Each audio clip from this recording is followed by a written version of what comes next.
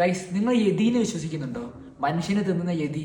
ഞാൻ ഇപ്പോൾ ഉള്ളത് നേപ്പാളില് കുംജുങ് എന്ന് പറഞ്ഞ വില്ലേജാണ്.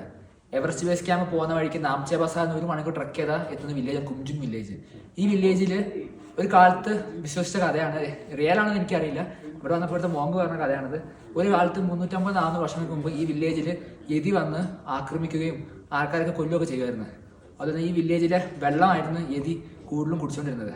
അങ്ങനെ ഒരു ദിവസം ഈ വില്ലേജിലെ ആൾക്കാരെല്ലാം കൂടി വെള്ളത്തിൽ ആൽക്കഹോൾ കലക്കി എന്നിട്ട് യതി ആൽക്കഹോൾ കുടിച്ചിട്ട് എന്താ പറയുക ഫിറ്റ് ആയതിനു ശേഷം ഇവിടുത്തെ വില്ലേജ് ആൾക്കാർ അതിനെ കൊന്നിട്ട് അതിൻ്റെ തലയോട്ടി ഈ മൊണാസ്ട്രിനകത്ത് പ്രിസർവ് ചെയ്ത് വെച്ചേക്കണം. ഏകദേശം 350 വർഷമായി ഈ പ്രിസർവ് ചെയ്ത് വെച്ചേക്കുന്നത് ഈ മൊണാസ്ട്രിയിൽ.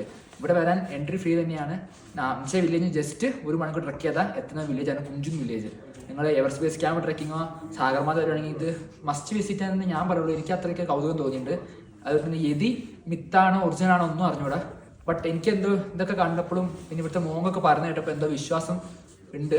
നമ്മൾ കാണുന്നതും അല്ല വിശ്വാസം. ചിലപ്പോൾ ഇതും നടന്ന സംഭവം ആവാം യതിൻ്റെ കാര്യം.